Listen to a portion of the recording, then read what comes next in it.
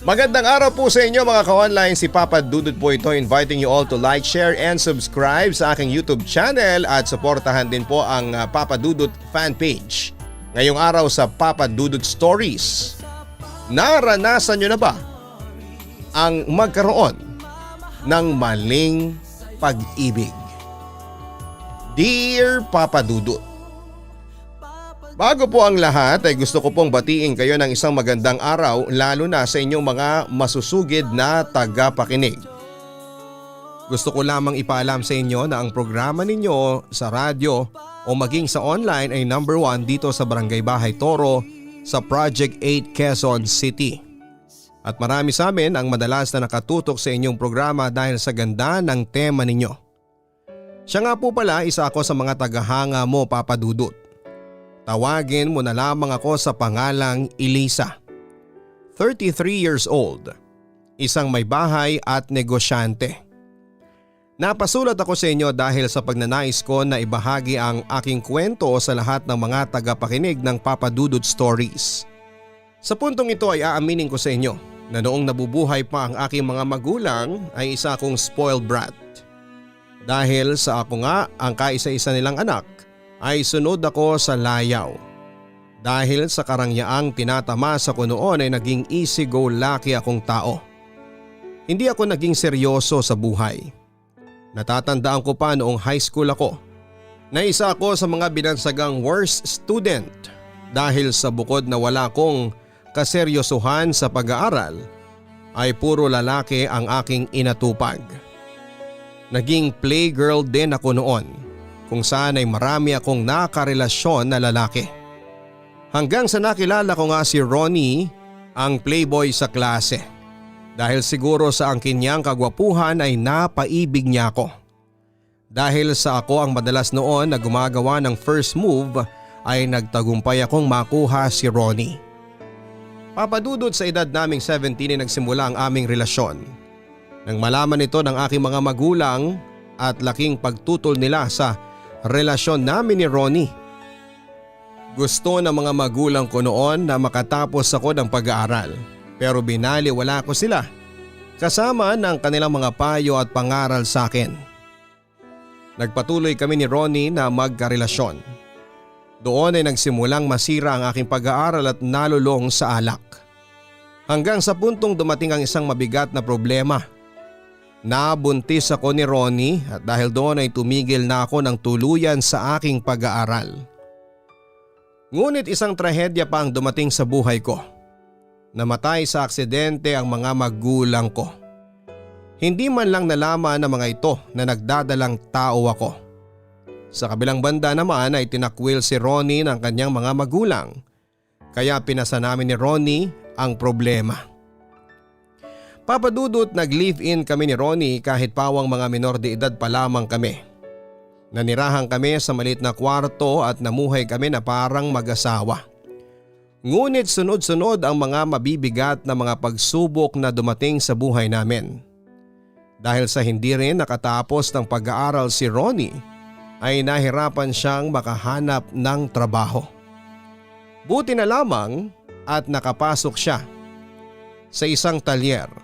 Kinalaunan nang sumapit ang ika-20 taong kaarawan niya ay nakamasada na siya ng jeep na pagmamayari ng kanyang kamag-anak. Habang lumalaki ang aming anak na si Charis ay unti-unti ko ring nadidiskubre ang tunay na pag-uugali ni Ronnie. Naging magagalitin, mabisyo at babaero si Ronnie.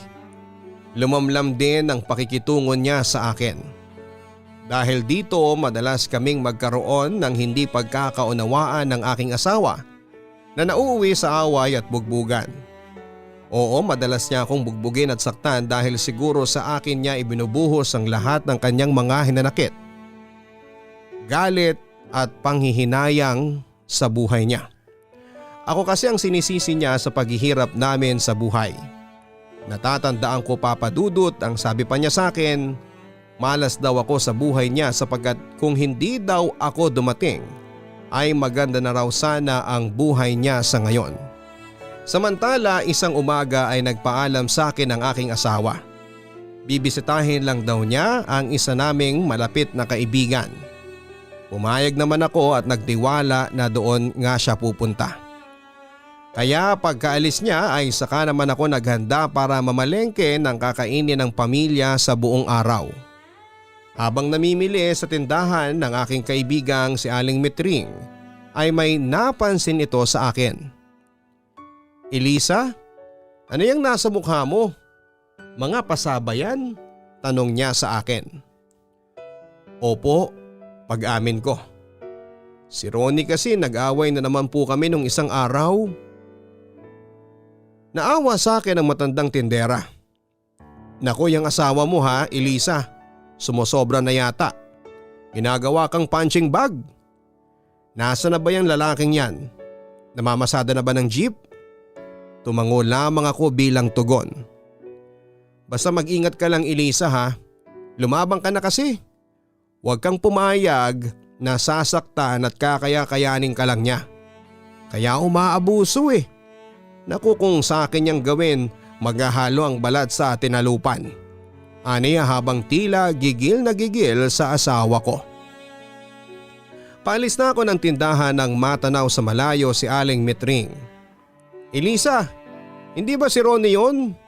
sabi niya habang tinuturo sa malayo ang isang lalaking may kasamang ka-holding hands na babae. Nanlumo ako sa aking nakita, Papa Dudut. "Opo, si Ronnie nga yun," sagot ko sa aking kaibigan. "Naku Elisa ha, may kabit ang asawa mo. Gumawa ka ng aksyon. Pag hinayaan mo si Ronnie niya na gawin ang gugustuhin niya, magkakaproblema ka sa bandang huli." Babala sa akin ni Aling Mitring bago ako umalis. Papa Dudut, masakit sa akin na makitang nagtataksil si Ronnie sa akin.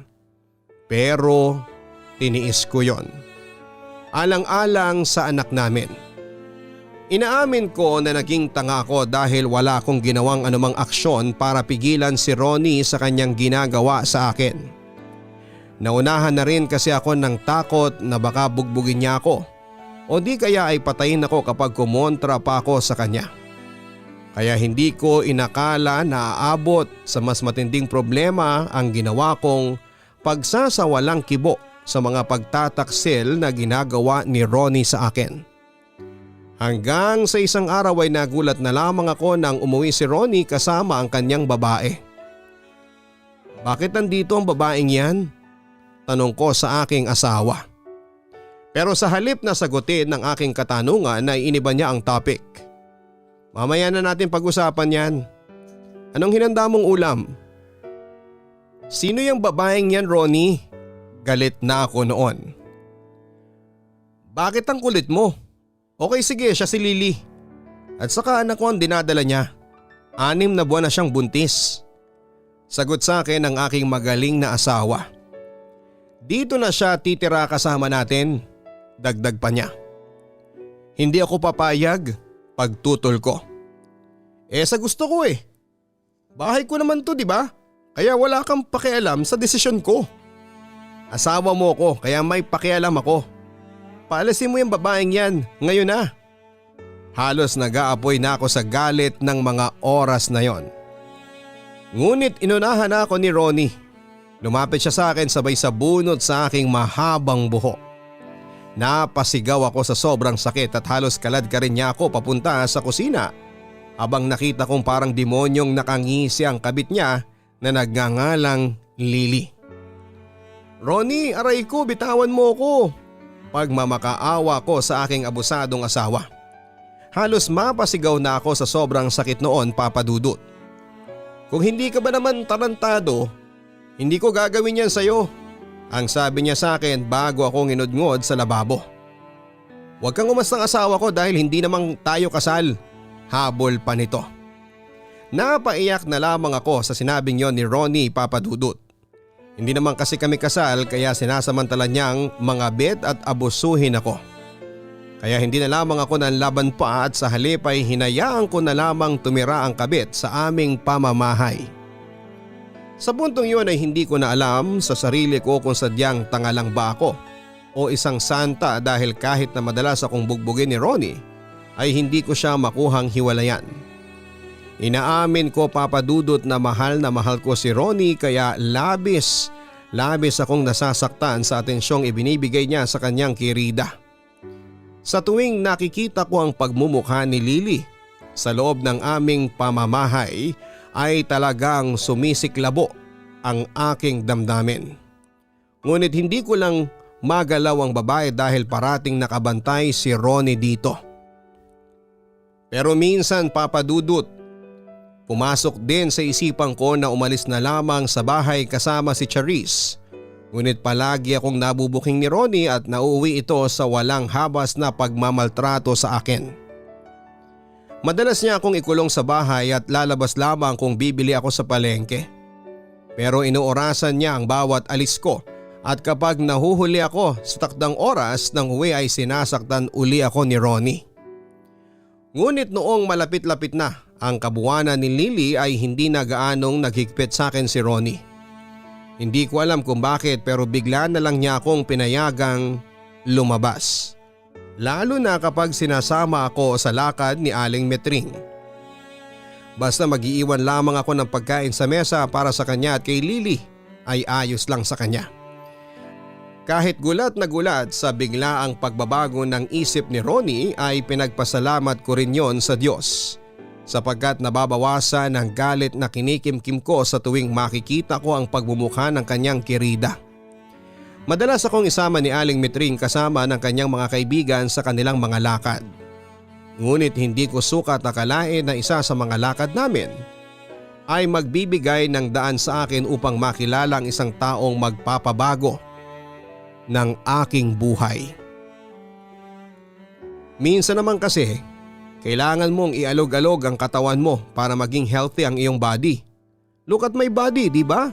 Healthy na healthy. Biro pa sa akin ni Aling Metring nang isama niya ako sa isang party ng isa naming kaibigan.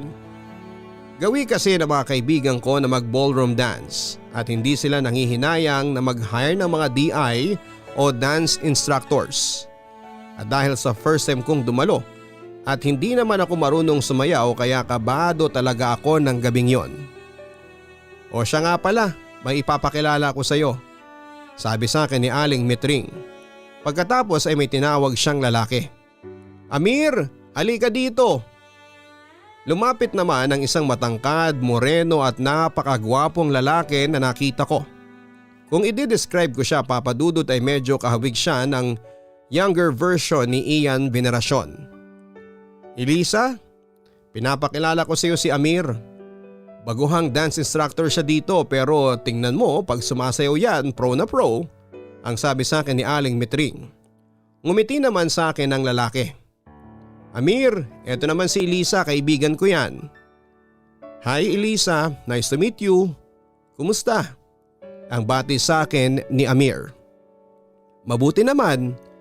Ikaw?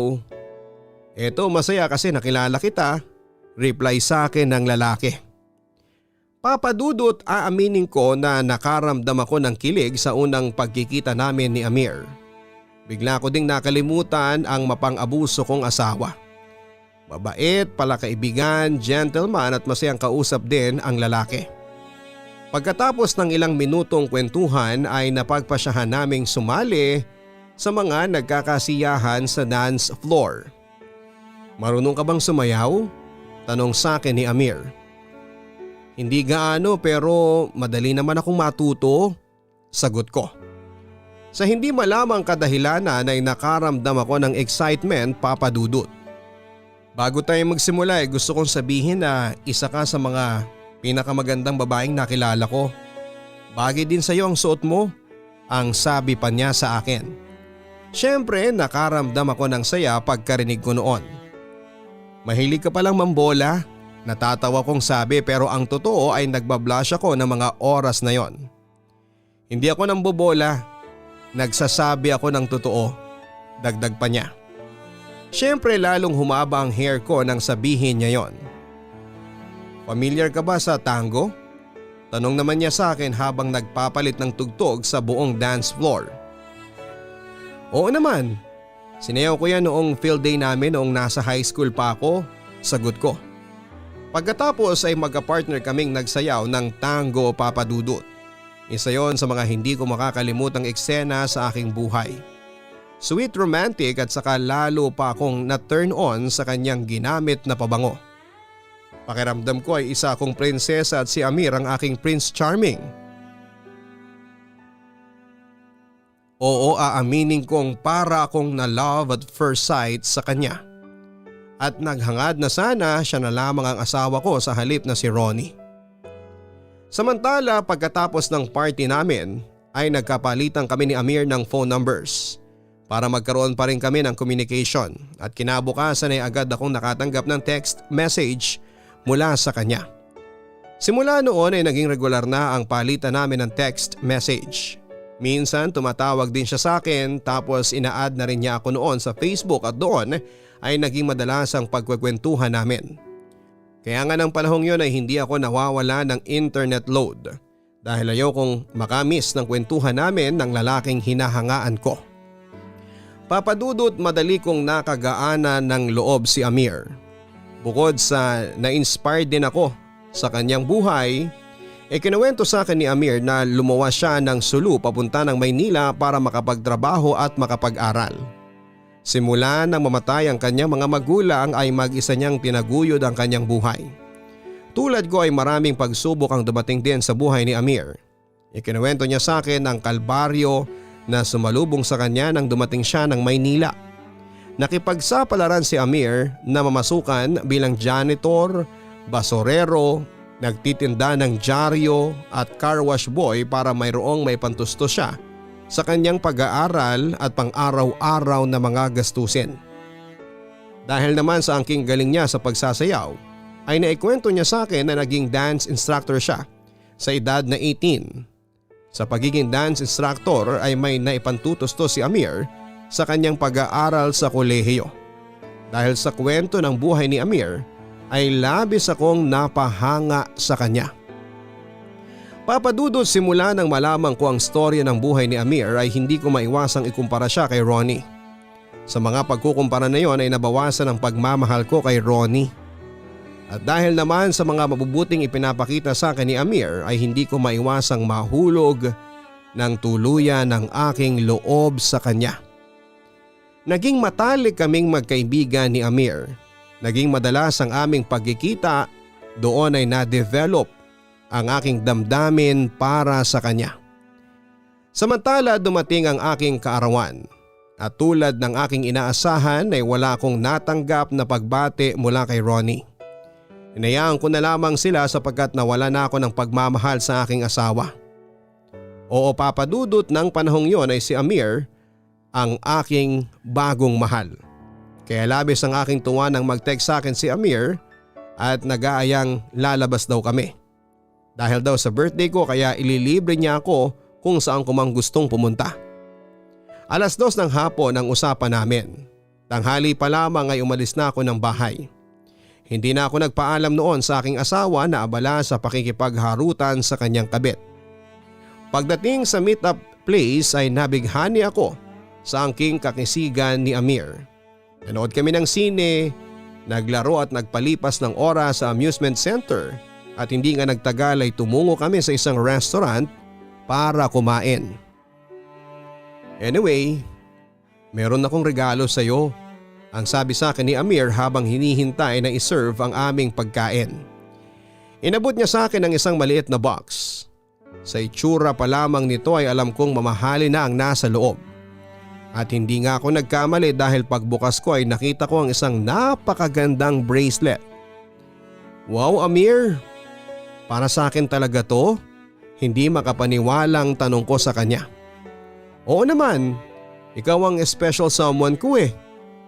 Kinilig ako sa mga sinabi ni Amir na special someone niya ako. Agad naman ako nagpasalamat sa regalo sa akin ng aking kaibigan. Basta ikaw Elisa, masaya na ako pag nakikita kitang masaya, ang sabi ni Amir sa akin. Sa kabilang banda pagkatapos naming kumain ay dinala niya ako sa bilihan ng mga damit. Nagulat ako at nahiya pero sabi nga niya sa akin huwag akong mahiya dahil pinaghandaan niya ang aking birthday. Kaya sa huli ay nabili ko yung damit na gusto ko. Nakita ko naman sa ekspresyon ng mukha ni Amir ang labis na katuwaan niya. Papa Dudut, hindi sa nag-a-assume ako pero nararamdaman kong may pagtangi sa akin si Amir. Lumipas nga ang ilang araw ay lalong tumindi ang aking lihim na pag-ibig sa aking kaibigan. May pagkakataon na naiisip ko na ako na ang gumawa ng first move para malaman na niya ang aking totoong nararamdaman. Pero sa tuwing kaharap ko siya ay kinakabahan ako. Kaya hinintay ko na lamang na siya ang unang magtapat sa akin sakali mang pareho kami ng nararamdaman para sa isa't isa.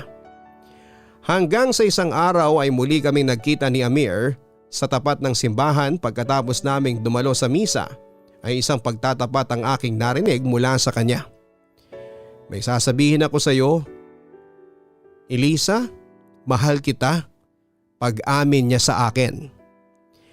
Siyempre nagulat ako at hindi makapaniwala noong una. Pero nag-sink in din sa utak ko kinalaunan. Talaga? Mahal mo ko? Oo, maniwala ka. Sana ganun din ang nararamdaman mo para sa akin. Sagot naman ni Amir.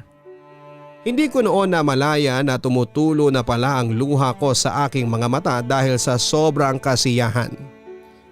Elisa, I love you with all of my heart. Lahat ng pagmamahal na hindi kayang punuin ni Ronnie, ako ang magbibigay. Simula nang magkita tayo, I knew I found the girl of my dreams. The first dance, our first encounter was unforgettable. Simula noon ay palagi na kitang iniisip. Hindi kumpleto ang araw ko hanggat hindi kita nasisilayan. Hinako mo ang puso ko, Elisa. And I'm glad you are the one who stole it. Ang sabi pa ni Amir sa akin. At dahil dito, Papa Dudut, ay nagpasya na rin akong aminin sa kanya ang katotohanan. Mahal na mahal din kita, Amir. Pagkatapos noon ay isang halik ang aming pinagsaluhan. Simula noon, Papa Dudut, ay nagkaroon na kami ng relasyon ni Amir, ngunit patago lamang. Dahil na rin sa pagiging seloso ni Ronnie kahit na siya ay lantarang magtaksil sa akin. Pero minabuti ko munang isekreto ang lahat dahil naroroon pa rin kasi ang takot na sa oras na malaman ni Ronnie ang tungkol sa relasyon namin ay baka ikulong na ako ng tuluyan sa bahay ng aking asa-asawahan. Sa kabilang banda naman ay inuunti-unti ko na ang mag-impake ng aming mga gamit ni Charisse para kapag dumating na ang panahon na kailangan na naming umalis sa bahay ni Ronnie ay madali kaming makakaalis. Samantala lumipas ang ilang araw ay nakapansin ako ng kakaiba sa kinikilos ni Ronnie. Bigla siyang naging sweet sa akin at paminsan-minsan ay inaaya niya akong magsiping kami.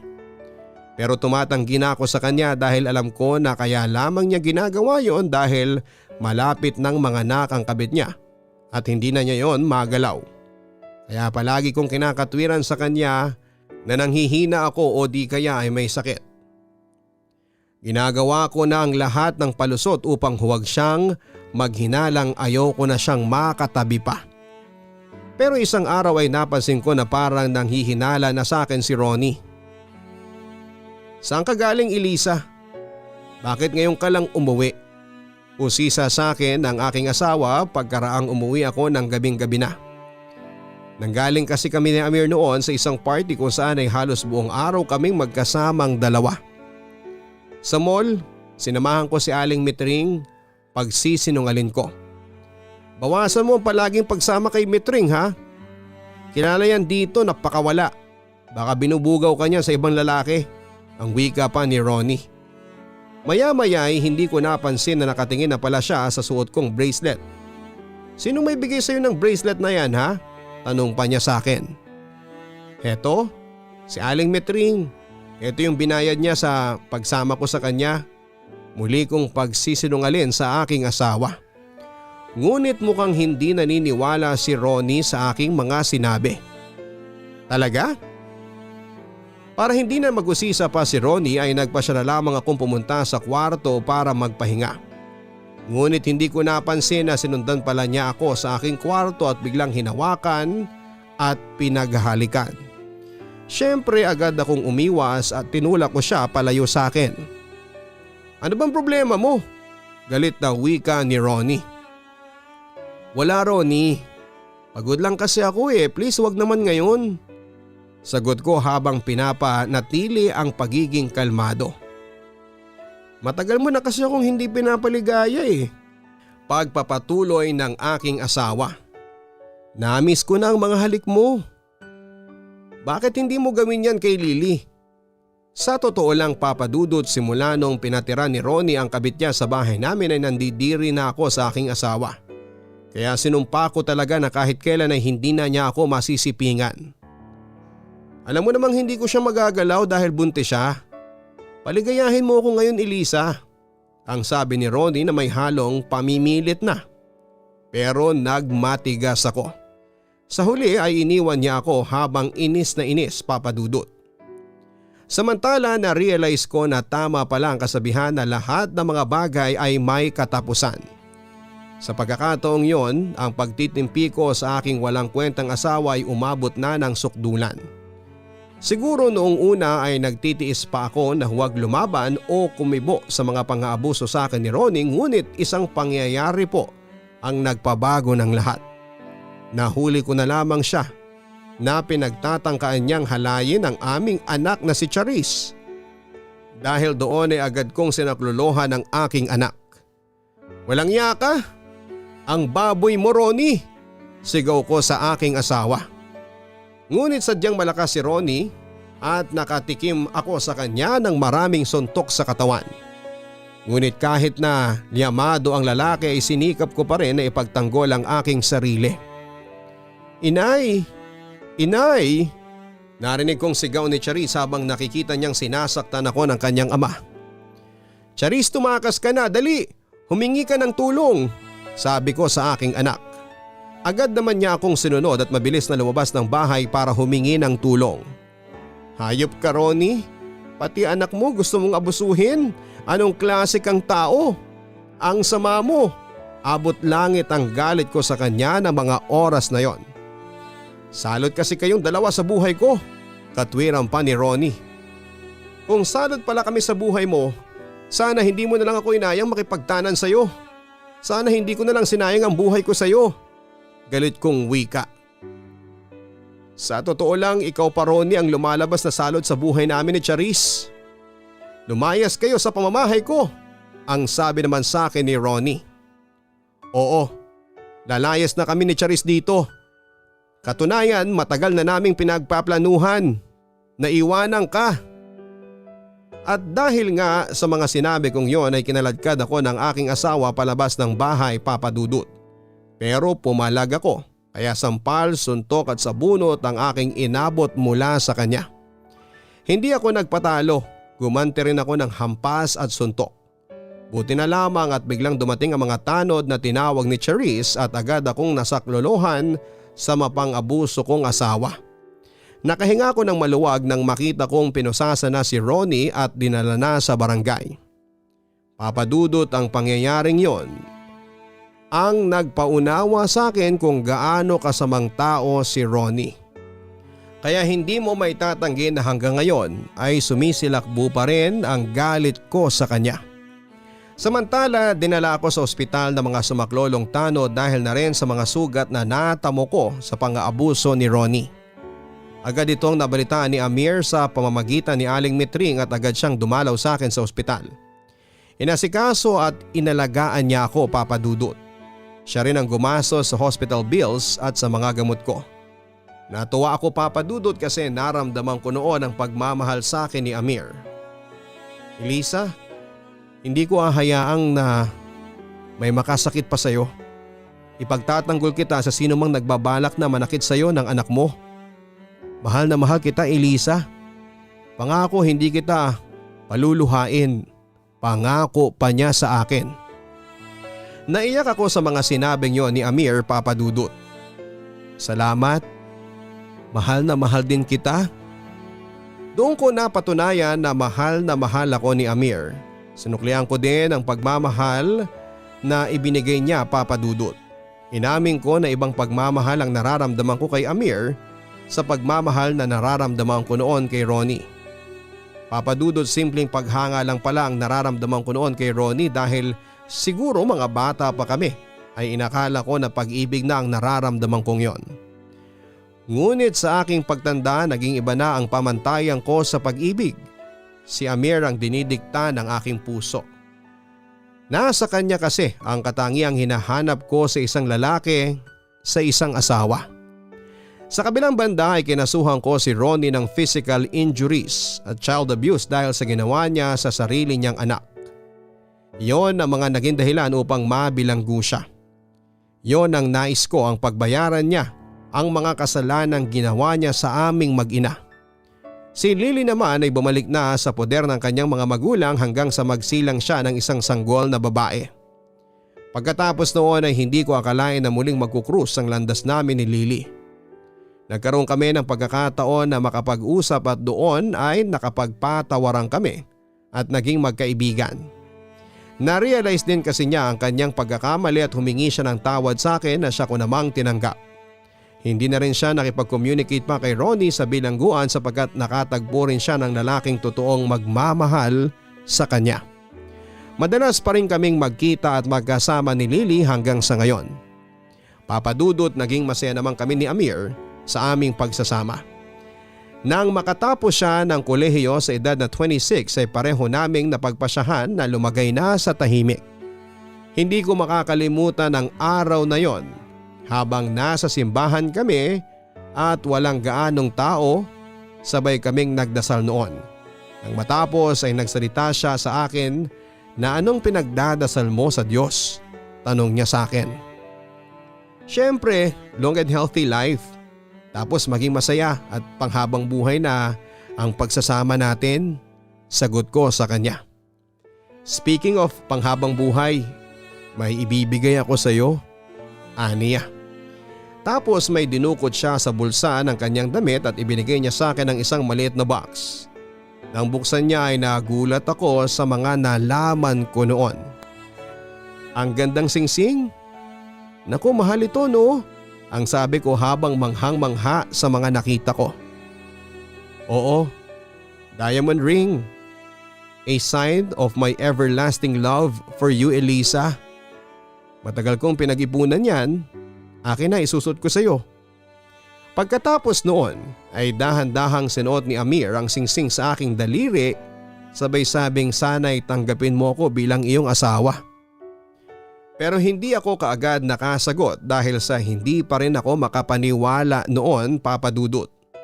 Para bang nananaginip lamang ako. Tumingin ka sa mga mata ko, sabi pa niya sa akin. You can actually see the truth in my eyes. Ang katotohanang mahal na mahal kita. Napangiti ako. Alam ko naman yun, sabi ko. So will you marry me? Muli niyang tanong sa akin. Suot ko na tong singsing so bakit pa ako tatanggi? Natatawa kong wika. My answer is yes, I will marry you. Kahit saang simbahan mo ako dalhin. Ang gusto ko lamang ay ang maging asawa mo. Simple lamang ang naging kasalan namin na ginanap sa Immaculate Conception Parish sa CIC Sulu noong 2016. Kasama ang mga mababait na kamag-anak ng aking asawa. Sila din ang nag-asikaso ng venue, pagkain at wedding dress ko. Si Charis naman ay isa sa naging abay sa aming kasal. Pagkatapos ng aming kasal ay bumalik ulit kami dito sa Metro Manila at pansamantalang nangupahan kami dito sa Barangay Sangangdaan, Project 8, Quezon City. Papadudot, yun na siguro ang pinakamasayang bahagi ng aking buhay. Ang makasama ang lalaking pinakamamahal ko. Tama nga ang desisyon ko na si Amir ang aking pinakasalan sapagkat bukod sa magandang buhay na ibinigay niya sa amin ni Charis ay ramdam ko talaga na totoong pagmamahal ang ibinibigay niya sa amin. Kay Amir ko talaga nakita ang katangian ng isang asawang hinahanap ko. Sa ngayon, Papa Dudut, ay nagtatrabaho si Amir sa isang ahensya ng gobyerno at mataas ang kanyang posisyon. Ako naman, bagamat isang may bahay, ay pumasok ako sa pagninegosyo ng retailing at nagpapa 5-6 upang makatulong ako kay Amir. Dahil sa pagtutulungan namin ay nakabili kami ng bahay sa katabing barangay ng Sangangdaan dito sa Barangay Bahay Toro, Project 8, Quezon City. Dito na kami naninirahan hanggang sa kasalukuyan. Samantala 2017 naman ay sinilang ko ang panganay namin ni Amir. Pinangalanan namin siyang Jeremiah. Si Charis naman ay nakapagtapos na sa elementarya bilang isang valedictoria noong nakaraang school year lang. Kaya labis ang sayang nararamdaman ko sa ngayon. Labis ako nagpapasalamat sa Diyos sapagkat nakasurvive ako sa unos na dumating sa aking buhay noon. At si Amir ang kinasangkapan niya na maging tagapagligtas ko sa unos na yon. Papa Dudut, nagpapasalamat ako sa iyo at sa iyong programa sapagkat binigyan ninyo ako ng pagkakataon na maibahagi ang aking buhay sa inyong mga tagapakinig. Sana kung may pagkakataon ay gusto kong personal na magpasalamat sa iyo. Bilang iyong tagahanga ay ninanais ko rin na makadaupang palad ka. I look forward sa pagkikita nating dalawa in the near future. Muli maraming salamat at sa mga bumubuo ng Papa Dudut Stories Online. More power! Lubos na nagpapasalamat, Elisa. Mga kaibigan, inyo pong narinig ang kwento ni Elisa ng Project 8 Quezon City. Maraming pinagdaan ng pagsubok ang ating letter sender dahil na rin sa mga maling desisyong nagawa niya noon. Nahulog siya sa isang lalaki na inakala niyang mahal siya, ngunit paglipas ng panahon ay nagbigay lamang ito sa kanya ng matinding pang-aabuso. Nakakalungkot lalo na noong dalhin pa ni Ronnie ang kabit nila sa bahay nito para doon manirahan kasama ni Elisa. Dito ipinakita ni Ronnie na wala siyang respeto sa kanyang asawa. At hindi po pwedeng ikatwiran niya na hindi sila kasal ni Elisa kaya siya nagtataksil. Masama pa rin ang manloko, magtaksil at mang-abuso sa iyong asawa o partner. Kasal man kayo o hindi. Kaya dapat lang na iwan ang ganitong klase ng tao. Samantala baka kayo nagtataka kung bakit hindi lang noon umalis si Elisa sa bahay noong tumira doon ang kabit ni Ronnie na si Lily. Sa aking pagkakaintindi po, lumaking ulila at walang pamilya o kamag-anak si Elisa na pwedeng kumupkup sa kanya. Baka noong mga panahong yon ay wala pa siyang lakas ng loob para bumukod o tumayo sa kanyang sariling mga paa. Kaya siguro dumating sa kanyang buhay si Amir na unti-unti nitong iniligtas ang buhay ni Elisa mula sa pang-aabuso. Isa rin siguro sa nagbigay ng lakas ng loob kay Elisa na umalis na sa poder ni Ronnie ay dahil sa nangyari sa kanilang anak na si Charis. Dito natin nakita na napakasamang tao po ni Ronnie and he's not worth keeping. Mabuti na lamang sa tulong ni Amir ay nagkaroon ng lakas ng loob si Elisa para tumayo sa kanyang sariling mga paa. Sa ngayon ay masaya na sina Elisa at Amir kasama ang bagong tatag nilang pamilya.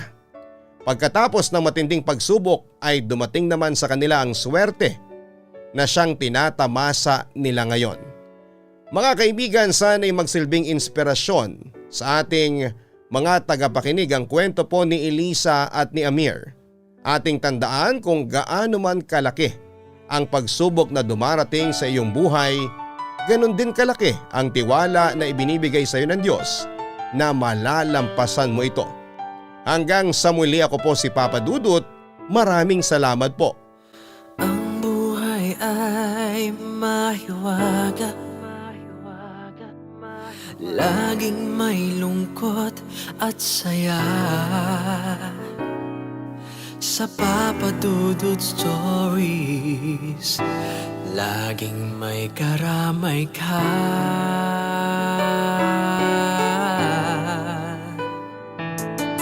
Mga problemang kaibigan, dito ay pakikinggan ka. Sa Papa Dudut Stories, kami ay iyong kasama.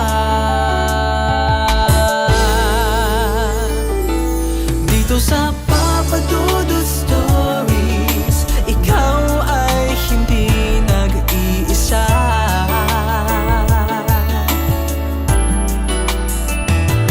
Dito sa Papa Dudut Stories, may nagmamahal sa'yo. Papa Dudut Stories.